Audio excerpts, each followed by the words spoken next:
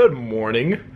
Well, actually, good evening. The sun's going down here right now. I'm gonna be vlogging today because I'm hanging out with a YouTuber that's here in town visiting. So you guys are gonna get to meet Miss Christelyn Karazin, who has a YouTube channel of her own. She's been at it for longer than I have. So gonna go meet up with her here in a little bit at the hotel she's staying at, and we're gonna go hang out a bit tonight. So I met her, or found her, just before VidCon, commented on her VidCon video that she told me she was coming to Vegas, like, you know, here at the end of July. So gonna go hang out, be fun. You guys will probably love Christelyn, I'm sure you will. So we've just parked, heading into the casino here. It's like 8:15 at night right now. My car said it was like 1:08 or some shit like that when I parked. So it is fucking hot, to say the least. Welcome to July in Vegas, right? Woo. Just made inside Mandalay Bay, where it's like literally 40 degrees cooler. Going from like 108 to 68 degrees when you walk in, man. It feels so much nicer in here. All right, let's go find Christelyn. What are you, left or right? Yeah, I'm left-handed. Yeah, I know. An anomaly. Alright, so look at this lovely lady I just ran into, guys. Hey y'all, it's True Swirls, Chris Karazin from Beyond Black and White. Yeah, I didn't even tell you guys. So she reached out to me because I found she's like a foot shorter than me, so this is not working out too well.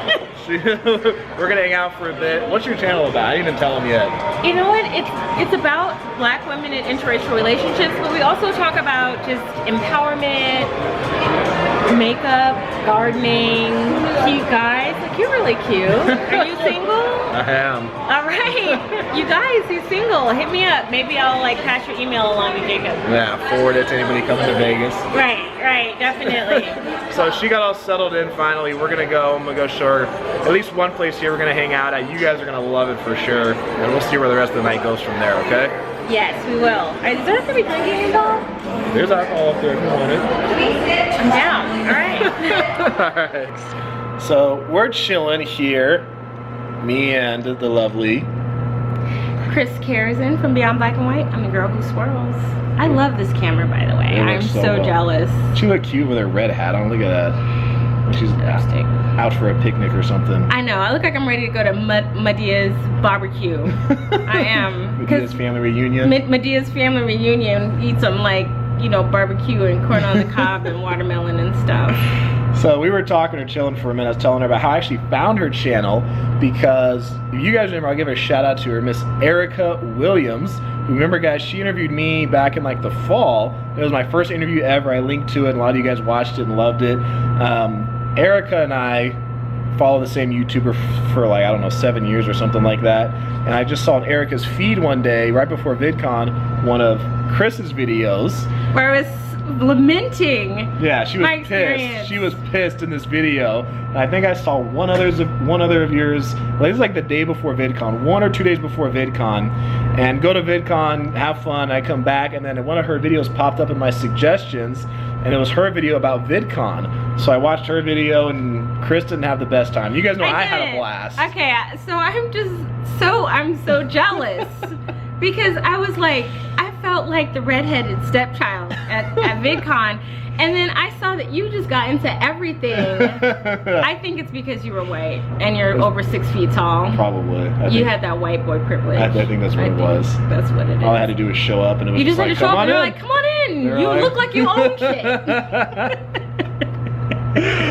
So we what was I gonna say? So I think after that I commented on that video. Did. And yeah, I was hating your video. You were like partying. I mean, you totally discredited, because I was like, this is so sad. There's like this sad little party, and you're like, woo, woo. Yeah, I'm hanging out with like people like literally some of the biggest YouTubers that there are. People with 5, 7, 10 million plus subscribers. Okay, so Jacob, what did I do wrong? So you saw my video. Yeah. We were at VidCon at the same time, but we didn't know like who each other was. Right. So you saw like my video thing. So what did I do wrong that you did that I didn't do. Well, you said hi to a few. I saw you had some big YouTubers on yours you were interviewing and hanging out with. You know, for what I did, I just saw the two people I saw. You guys may know. You guys probably all know Ruben here in Las Vegas, Epic 5. He's like the biggest prank channel in Vegas, over 1 million subscribers. And then a guy who hangs out with him a lot, their buddy's Mike, he has a channel all about pickup. I saw Ruben at VidCon, and I'd watched his channel or video before, and I went up to him, said hi, started BSing with him and Mike. We were hanging out, and then from there we just like hung out for the next 12 hours or something. I might go to bed till like 5 a.m. that day. Like I just hung out with Ruben and Mike. We went to dinner. We went to one party. We went to an after party, and then we were gonna go one other place. We just went ate, and eventually went to bed. But I just wound up hanging out with the right people who knew, because Ruben I mean, that's basically networking 101 is who you know. That was, I mean, doesn't matter what kind of ticket you get. Yeah. It's really about who you can meet and who you can charm the socks off. Pretty much. I mean, they invited me to go along with them, so okay, it was next time I'm coming with you. Yeah. Can we Can we go together? We could do like, that. I am on the way to VidCon in like Temecula. So I'll meet you. We could take my mommy van, the minivan. The mommy van. Yeah, we'll score big points in that. That's right. That was that's how I found Chris though, so it was all good. And VidCon was a blast, because the first party we just found out it was crazy. It was like you mentioned, you did have to know like the secret handshake, because we were with Ruben, who was like getting the info from someone else, because he has a manager who was like getting him this info to where this party. In the first party we just walked right in. The second one there was like a guest list that you had to be on, which we were not on, but we managed to get our way in anyway. So we had to socially engineer our way into this after party with like some of the other big YouTubers. So well, I mean, and basically the thing is that all of those guest lists are really like very malleable and subjective. Like it can be. They were hard. They were pretty hard at first, but I saw somebody get in that we'd been hanging out with earlier that we knew. So I was like, what? We were like, what the hell happened? Like, how'd you get in? And he basically like helped us and just kind of went down the chain from there. So it's just who you know. So yeah, I mean, I just was, but for me, it was the most like nepotistic convention that I went to. Whereas like in other conventions I've gone to, and I've gone to a lot of conventions, but the conventions that I've gone to in the past is like they at least make some effort to like include everybody, because you're paying all this money. But like I felt like with VidCon it was like very nepotistic. It was like who you know. Yeah, if you're one of the big YouTubers, then they love you. Yeah, and if you're like 10,000 subscribers, 20,000 subscribers, you're the redheaded stepchild. Yeah, if you're one of the big, like an entertainment, basically it's favored towards the people in entertainment, people who do pranks, who do stories, who do skits and stuff like that, who do roasts, like Rice Gum, who actually he lives here in Las Vegas. He's another big YouTuber. But people who do those kind of people who are like in the entertainment category, they get the love. They do get the love. Those of us who like help other people, you know, we provide some entertainment, but we definitely do. And like I think we look good together. I agree too. And I think that a lot of the stuff that we do can bleed over, because we were talking about that a little bit. Yeah, we were. And then my subscribers, you go check out Chris here. Yes. You'll see she's a lot more popular than I am. People like her more than me. That won't be for long. And then we're gonna go to VidCon together. We need to hook up. Like if you go, I'll go. Or I'll think about it. I'll think about it heavily as opposed to not. No, I'm planning to go back. Okay. Well, because you had some. It's like the one time you can totally geek out, be like around all these other YouTubers, and you're around like your people who do the same thing as you. You don't feel like a weirdo for still talking into a camera when other people are around. But you know what I noticed in recent years?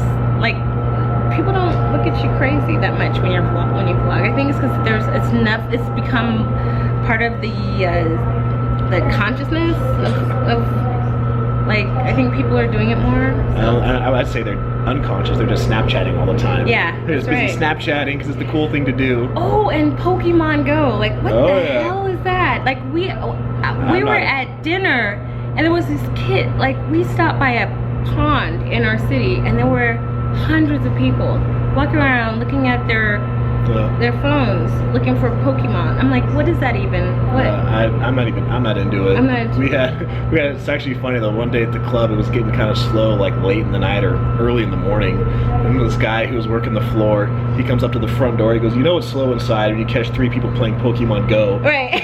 It's like you're in a strip club and you're playing Pokemon I know. Go. It's like if the titties and the ass don't get, you're in there watching Pokemon, looking for Pokemon Go, and there's like ass and tits in your face. My coworker goes up to, hey, you gotta put your phone away, and he's like, oh no, I'm not recording, I'm playing Pokemon Go. Oh my god. It's like, how would you just go out of here?